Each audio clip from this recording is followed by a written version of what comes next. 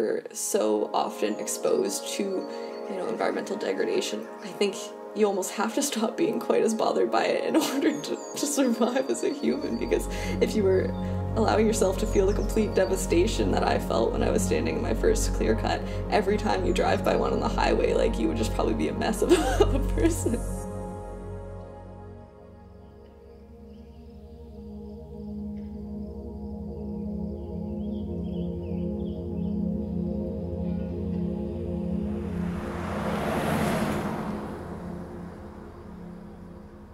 There's lots of pictures of us in the kitchen. Like we said earlier, that was like the heart of our home, definitely was. I think this was at a birthday from the looks of it. That's my grandmother's recipe for pistachio cake right there, my all-time favorite birthday cake. We're a big family of talkers, of storytellers.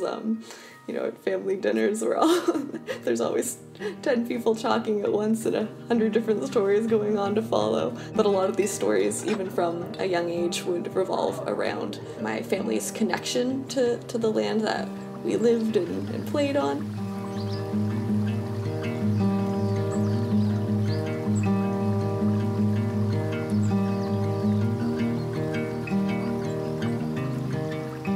A lot of the lumber that went into this house was cut out from this land, actually. Yeah. Sawmilled. Yeah. With Grandpa's sawmill, probably. With your grandpa's sawmill, yeah.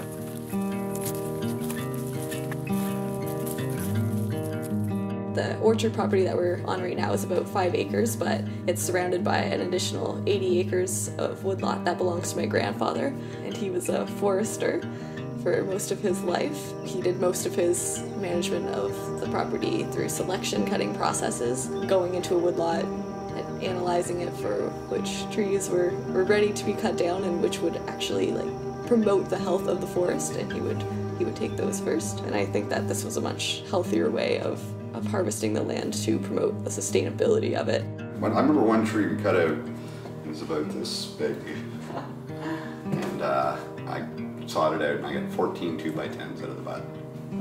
That would be on this floor, yeah.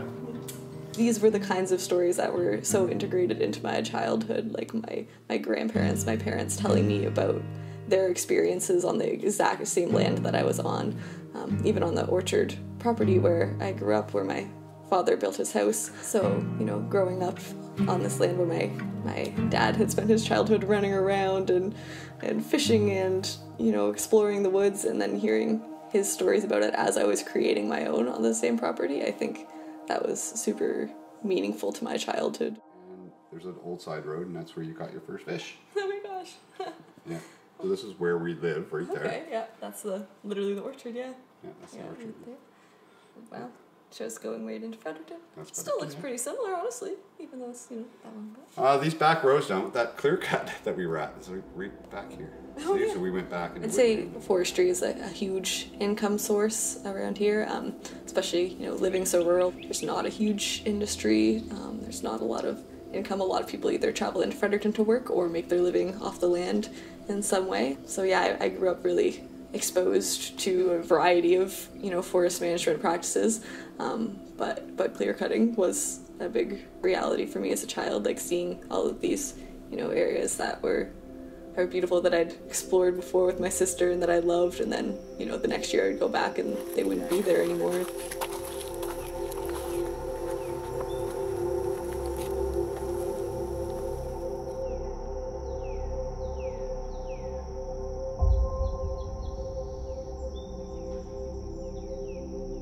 I remember seeing and standing in my first clear cut, and just this like feeling of devastation that washed over me, just seeing, you know, the devastation around me, like thinking about what that meant for so many species and what it meant for the forest itself.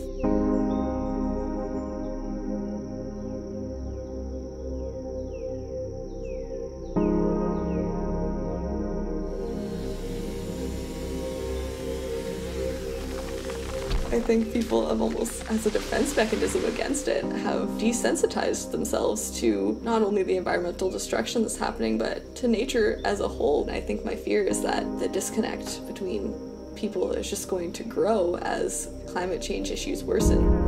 wildfire season is now officially the worst ever recorded. People are just going to continue to close themselves off at greater scales and just be more and more desensitized, rather than taking the time to go into these natural places and to reconnect, to find that beautiful spark in nature that makes you want to improve the environment for the sake of the ecosystems that you love.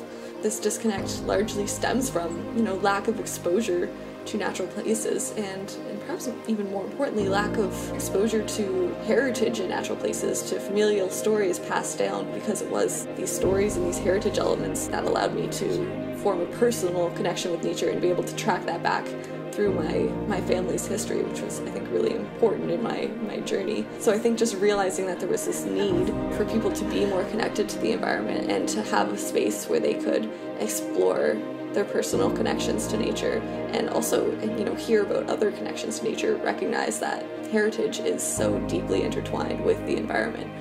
I realized that there was a need for a space where people could do this, and so I put this plan together. And this past few months, we've been setting up the orchard site to serve as retreats for the general public, with the idea that all excess revenue generated by public bookings will go towards funding these youth retreats, not just one pilot retreat for this year, but I want this to be a sustainable, continuous program that happens year after year. We've already seen a few families come through, and it's been really awesome to hear kids running around the orchard and laughing and playing with their parents in the woods in the same ways that I used to. They are building a familial connection to the land. Like this orchard property, it's a shared space, and I keep emphasizing that. I want everyone who comes here to come away with a little piece of it in their heart, and to feel that they can suddenly tie back to it in their own familial stories.